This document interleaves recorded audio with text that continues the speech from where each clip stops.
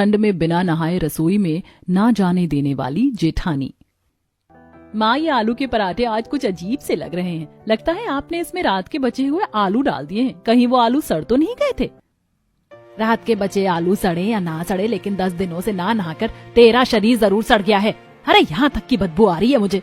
अरे बेशर्म लड़की, जाकर नहा ले। गली के कुत्ते भी मुंह पर हाथ रखकर रोते होंगे जब तू उनके बगल से निकलती होगी।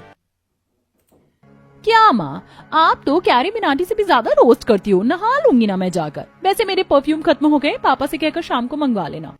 अरे बाप के पैसे लड़की की पढ़ाई में, शादी में खर्च होते हैं, लेकिन यहाँ तेरे बाप की कमाई तेरे परफ्यूम पर उड़ रही है। पता नहीं कब जाकर तुझ में अकल आएगी। एक कुत्ता भी अपनी जगह साफ करके बैठता है, और तू है इंसान होकर भी 10-10 दिन तक नहाती नहीं है। माँ, गर्मी में तो मैं 4 बार नहा लेती हूँ, लेकिन ठंड में कौन नहाएगा? पता है आपको कितनी ठंड लगती है। हाँ, तो मैं तुझे कौन सा बर्फ के पानी से नहला रही हूँ? घर में गीजर लगा हुआ है, फिर भी लड़की से नहाया नहीं जाता। आंचल को ठंड के मौसम में नहाना बिल्कुल भी पसंद नहीं था। जहाँ ज्यादातर लोग 1 से 2 दिन का गैप लेते थे, तो वहीं आंचल को नहाए हुए 10 से 15 दिन हो जाते थे। हर ठंड के मौसम की तरह इस ठंड के मौसम में भी सुनीता अपनी बेटी आंचल को न नहाने की वजह से सुना रही होती है कि तभी सुनीता के पड़ोस में रहने वाली पार्वती अपनी बेटी पूजा की शादी का कार्ड लेकर आती है। अच्छा हुआ तुम मुझे घर पर ही मिल गई। ये लो मेरी बेटी की शादी का कार्ड। इस महीने के 18 तारीख को उसकी शादी है, आना जरूर। अरे वाह, शुभ मुहूर्त पर आपकी बेटी की शादी हो रही है। इस महीने में तो लगन ही लगन है लोगों के। वो तो है, लेकिन हमारी आंचल की शादी का क्या? अरे मैं तो इसे दुल्हन बनता देखना चाहती हूँ। मैं और इसके पापा रिश्ता ढूंढ रहे हैं। भगवान की कृपा रही तो इस साल इसकी भी शादी हो जाएगी। अरे अब खड़ी ही रहोगी या बैठोगी भी? अब सभी लोग हॉल में आकर सोफे पर बैठ जाते हैं कि तभी शादी का कार्ड देखने के लिए जब आंचल पार्वती के बगल में आकर बैठती है तो पार्वती को अचानक से खट्टी बदबू आने लगती है। सुनी तो बहन, बुरा मत मानना, लेकिन तुम्हारे घर में कोई चूहा मर गया है क्या? या अचानक से गंदी बदबू कैसी आ रही है? 2 दिन पहले घर में चूहा घुस आया था। लगता है कहीं मर गया है।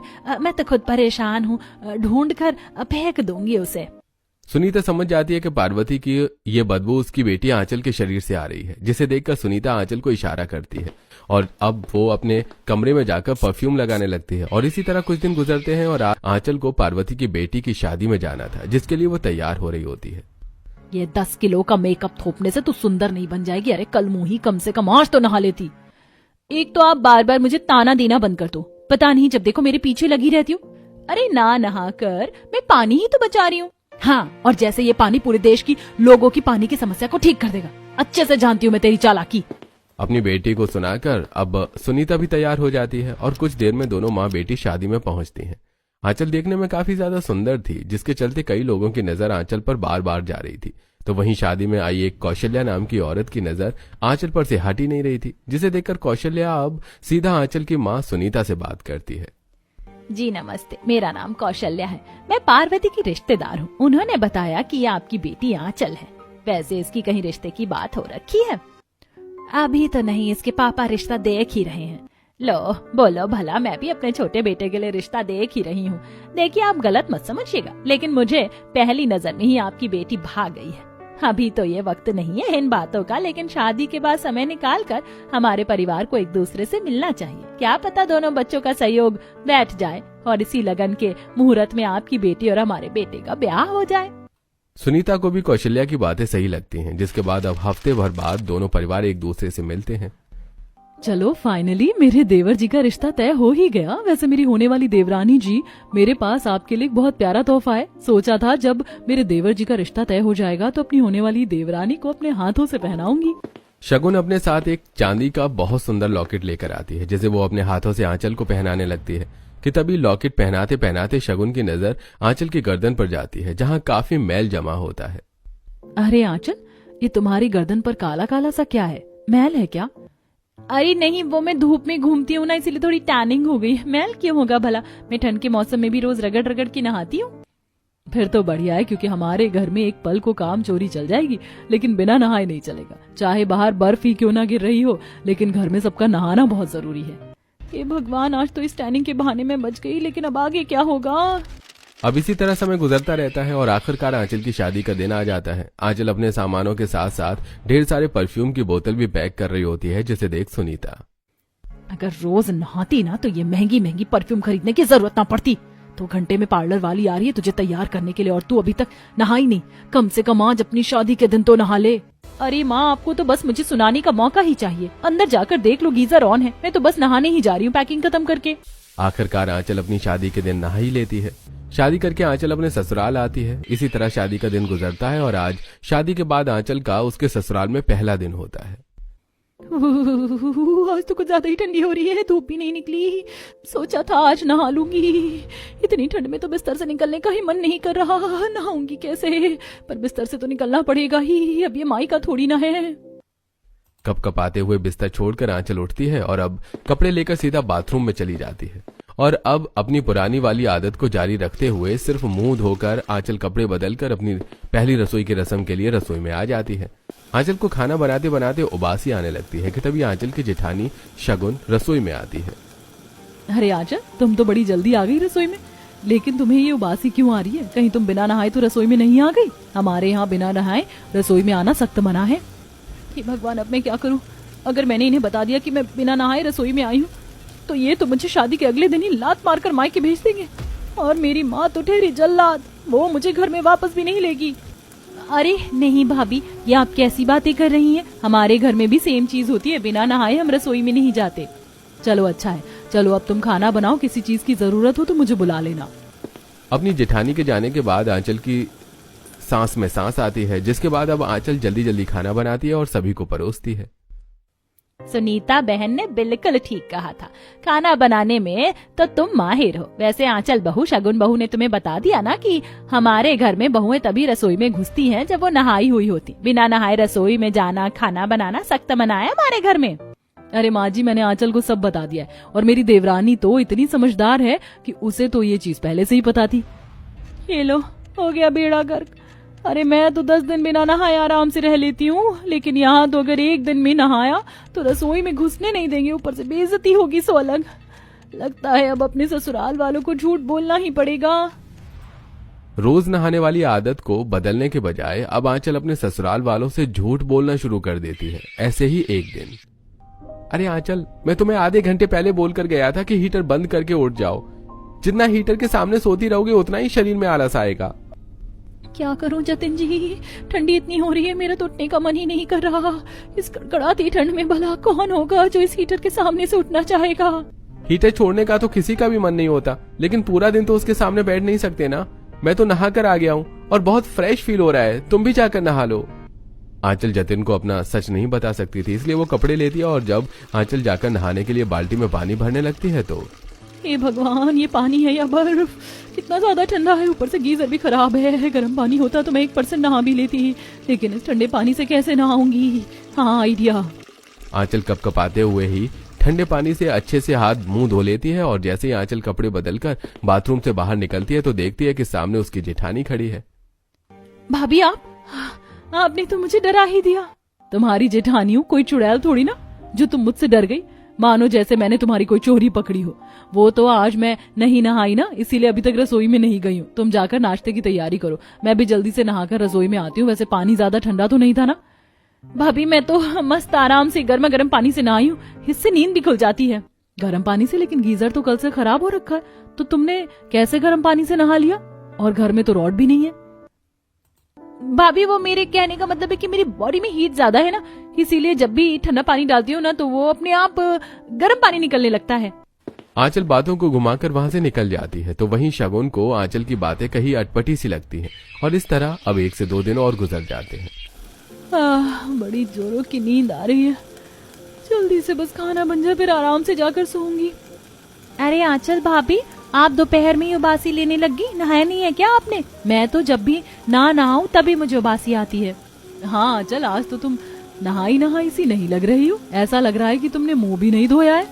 अरे भाभी, आप बिना सच में बहुत मजाक करती हैं। अरे बिना नहाए तो मैं एक दिन ना रहूं। कुछ तो गड़बड़ है। देवरानी जी इस उम्र में इतनी उबासी, इतना शरीर में आलसपन, कुछ तो बात है। रसोई के काम के साथ साथ आंचल घर के बाकी कामों में भी काफी ज्यादा आलस दिखाती थी, जिसे देखकर कौशल्या, अरे बहू, हाथों पैरों में जान नहीं है क्या तेरे? ठीक से सफाई कर, कितनी बार कहा है तुझे? अब माँ जी मैं क्या बताऊँ, एक तो यहाँ ठंड है और ऊपर से ठंड में नहाने की वजह से शरीर में इतना आलस आ गया है, पूछो मत।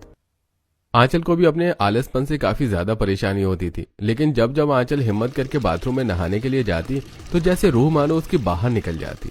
ऐसे ही एक दिन आंचल जैसे ही बाथरूम में घुसती है तो 5 मिनट बाद आकर शगुन दरवाजा खटखटाने लगती है। अरे आंचल, और कितना टाइम लगेगा, मुझे भी नहाना है। शगुन की आवाज सुनकर आंचल जल्दी से मुंह हाथ धोती है और सिर पर तौलिया बांधकर कपड़े बदलकर बाहर आ जाती है। आज मैंने नहाने में कुछ ज्यादा ही समय लगा दिया, आप जाकर नहा लीजिए। तुमने नहा लिया? क्योंकि बाथरूम का फर्श तो मुझे बिल्कुल सूखा दिखाई दे रहा है। भाभी, मैं नहाने के बाद वाइपर लगा देती हूँ ना, इसीलिए। चलिए अब नहा लीजिए, मैं नाश्ते की तैयारी करती हूँ। आंचल के जाने के बाद शगुन जब बाथरूम में आती है तो देखती है कि बाथरूम में तो वाइपर है ही नहीं। ये देखकर शगुन आंचल की चालाकी को समझने लगती है। देवरानी जी, आपको क्या लगता है कि आप अपनी ये ना नहाने वाली बात मुझसे छुपा लेंगी? अरे मैं तो खुद तुम्हें 5 मिनट पहले बाथरूम में घुसते हुए देखी थी, लेकिन फिर भी तुमने मेरे सामने आधा घंटा बोला, और जब बाथरूम में वाइपर है ही नहीं तो तुमने फर्श कैसे साफ किया? शगुन का शक यकीन में बदल चुका था कि उसकी देवरानी ठंड में नहाने का सिर्फ नाटक करती है और बिना नहाई रसोई में आकर खाना बनाने लगती है। तो वहीं जब रात में जतिन आंचल के करीब जाने लगता है कि तभी आंचल के बदन से आ रही परफ्यूम की स्मेल जतिन को परेशान करती है। आंचल, तुम्हें तो पता है कि मुझे परफ्यूम की स्मेल बिल्कुल भी पसंद नहीं है, फिर भी तुम भर भर के परफ्यूम लगा लेती हो। कम से कम रात में तो परफ्यूम मत लगाया करो। अब मैं इन्हें क्या बताऊं, अगर मैंने परफ्यूम नहीं लगाया तो आप मेरी पसीने की बदबू से कोसों मील दूर जाकर खड़े हो जाएंगे। ऐसे ही कुछ समय गुजरता है और आज शगुन आंचल को पकड़वाने ही वाली होती है कि तभी आंचल पहले ही बाथरूम से निकल जाती है, जिसे देखकर शगुन, आज नहीं कल माँ जी के सामने मैं आंचल की असलियत लाकर ही रहूंगी। याद है मुझे वो दिन जब मैं एक बार बिना नहाए रसोई में चली गई थी और सबके लिए खाना बनाया था। माँ जी ने सारा खाना फेंक दिया था और मुझे कितनी डांट भी पड़ी थी। उस दिन को भला मैं कैसे भूल सकती हूँ? मेरी देवरानी को भी तो ऐसा ही सबक मिलना चाहिए। समय गुजरता है और आज आंचल की माँ सुनीता से उससे मिलने के लिए आई होती है, कमरे में बैठे हुए। हे भगवान, तूने इतना भर भर के परफ्यूम लगाया, इसका मतलब तूने अभी तक रोज नहाना नहीं शुरू किया? अरे शर्म कर ले, अब तेरी शादी हो चुकी है, यहाँ पर परफ्यूम लगाने से काम नहीं चलेगा। अरे तू रोज नहीं नहाती है, घर में किसी को शक तो नहीं हुआ तुझ पर? एक तो आप मुझसे शादी के बाद पहली बार मिलने के लिए ससुराल आई हो और उसमें भी आप मुझे बस ताने ही दे रही हो, किसी को कोई शक नहीं हुआ है। बेटा, मैं तुझे तेरी भलाई के लिए ही समझा रही हूँ। वो तो तेरा मायका था, इसीलिए 4 बातें सुनाकर भी मैं चुप हो जाती थी, लेकिन ये तो तेरा ससुराल है। यहाँ 4 बातों को कब 100 बातों में बदल दिया जाएगा तुझे पता भी नहीं चलेगा। बेटी के रोज नहाने की आदत की वजह से सुनीता उसे काफी समझा रही होती है, तो वहीं शगुन सुनीता की सारी बातें सुन लेती है। अगले दिन आंचल जब फिर से हाथ मुंह धोकर बाथरूम से निकलती है तो देखती है कि बाथरूम के बाहर उसकी सास और जेठानी खड़ी हुई है। अरे आप लोग यहाँ क्या कर रहे हैं? लगता है सभी को एक साथ जाना है। बाहू, तुम नहा ली, वो भी इतनी जल्दी? माँ जी, वो थोड़ी ठंड ज्यादा थी ना, इसीलिए मैंने जल्दी जल्दी नहा लिया। आराम से नहाती तो और ज्यादा ठंड लगती। आंचल, बस भी करो, और कितना झूठ बोलोगी हमसे? मैंने सुबह टंकी में पानी नहीं भरा था और बाथरूम में सिर्फ आधी बाल्टी पानी है जो मैंने ही भर के रखा था। उतने से पानी से तुमने नहा भी लिया और इतना ही पानी बचा भी है। भला ये कैसे हुआ? अरे बोल आंचल बहू, क्या चुप है? जवाब दे मुझे। तेरी जेठानी बिल्कुल ठीक कह रही है ना? आंचल जानती थी कि अब उसकी पोल सबके सामने खुल चुकी है, इसलिए झूठ बोलने का कोई फायदा नहीं है और आंचल अब अपनी गलती मान लेती है। हे भगवान, तभी तो मैं सोचूं कि कुछ दिनों से घर में बरकत क्यों नहीं आ रही है। अरे काम नहीं करना था तो साफ सीधा मुंह पर बोल देती, ये बिना नहाए रसोई में जाने की क्या जरूरत थी? इसीलिए तो तेरे बनाए हुए खाने में रत्ती भर स्वाद नहीं आता और न ही घर में बरकत रही। महीने भर का राशन भी 1 से 2 हफ्ते में खत्म हो जाता है। शक तो मुझे तुम पर पहले से ही हो गया था आंचल। तुम कोई बच्ची नहीं हो जो ठंड में नहाने से डर रही हो।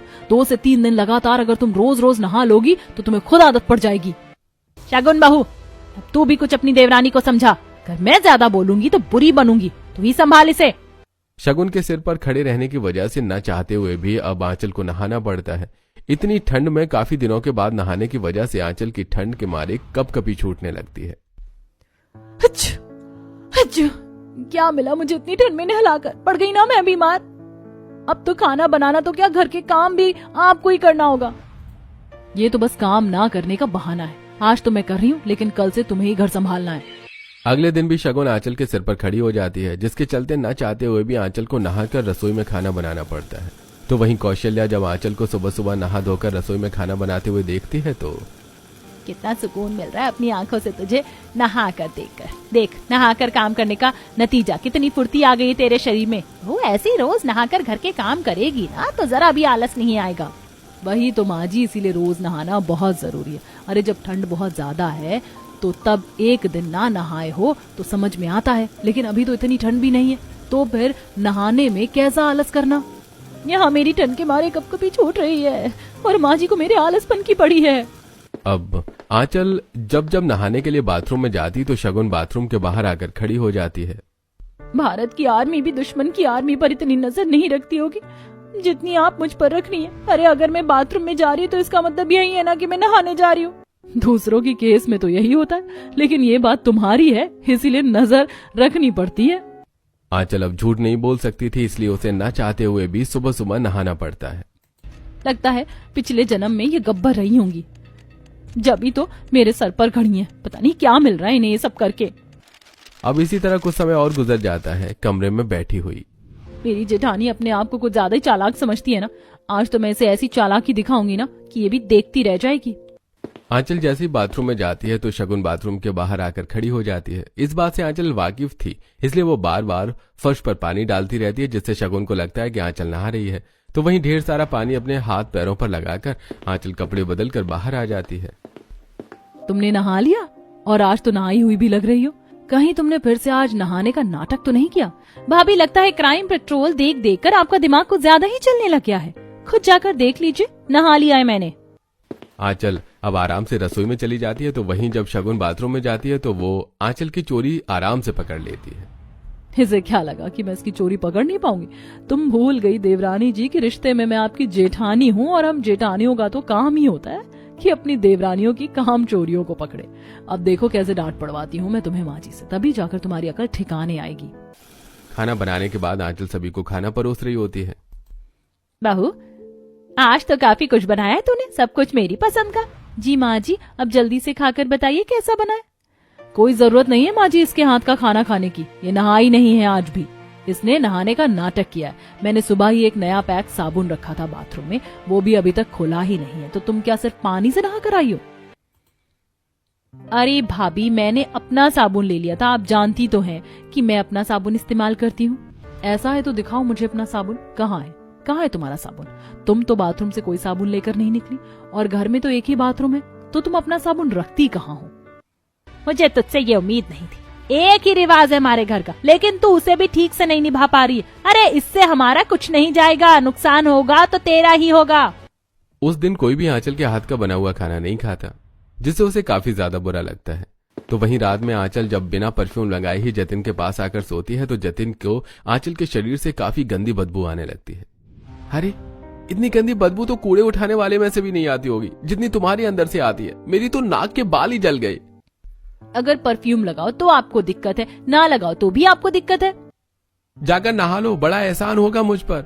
और दूर रहो, एक काम करो तुम यहीं सो जाओ, मैं बाहर हॉल में जाकर सो जाऊंगा। आंचल की ना नहाने वाली आदत की वजह से उसके शरीर से इस कदर बदबू आती है कि जतिन उसके पास आने से कतराता था, जिसके चलते दोनों पति पत्नी के बीच में दूरियां भी बढ़ती जा रही थी। तो वहीं ठहरी आंचल अपनी आदत से मजबूर नहाने की वजह से आंचल कई बार दिन में खुजली करती रहती थी, जिसे देखकर कौशल्या, अरे बहू जाकर नहा ले, वरना पूरी जिंदगी बंदरों कुत्तों की तरह खुजाती रह जाएगी। अपनी गली के बाहर बैठा कुत्ता भी तुझसे लाख गुना साफ होता होगा। ये तो मेरी माँ से भी खतरनाक ताने मारती है। हे भगवान, मुझे बस ये जल्दी से ठंड खत्म हो जाए, फिर दिन में 10-10 बार नहाकर दिखाऊंगी लोगों को। धीरे धीरे करके अब घर में सभी लोग आंचल के हाथ का खाना खाना भी बंद कर देते हैं। भाभी, कितनी बार कहा आपसे कि मेरी रोटी डालने की कोई जरूरत नहीं है, शगुन भाभी डाल देंगी या मैं खुद डाल सकती हूँ। लेकिन तारा, तुम तो कॉलेज जाती हो ना, इसीलिए मैं तुम्हारी रोटी डाल देती हूँ। और मेरे हाथ साफ है, गंदी थोड़ी ना है। पता नहीं भाभी, जो इंसान नहीं नहाता है वो क्या ही अपने हाथ पैर साफ रखेगा। रहने दीजिए, रोटी खुद ही खा लीजिएगा। अपनी नंद की बात सुनकर आंचल की आंखों में आंसू आ जाते हैं। तो वहीं शगुन भी आंचल के हालत पर तरस खाकर उसे काफी बार समझाने की कोशिश करती है, लेकिन आंचल के कान पर तो जूं ही नहीं रेंगती थी। समय गुजरता है और आज आंचल के लगभग सारे परफ्यूम खत्म हो जाते हैं, जिसे देखकर आंचल जतिन से, सुनिए ना, शाम को आते हुए परफ्यूम ले आएंगे, मेरे सारे परफ्यूम खत्म हो गए हैं। रोज नहाती तो ये परफ्यूम लगाने की नौबत नहीं पड़ती। अभी पैसे नहीं है मेरे पास, महीने का आखिरी चल रहा है, अगले महीने सैलरी पर ले आऊंगा। कल जब दोस्तों के साथ पार्टी करने के लिए गए थे तब थे पैसे। 1000-2000 का परफ्यूम लाने के लिए पैसे नहीं है तुम्हारे पास? मुझसे बहस मत करो, समझी?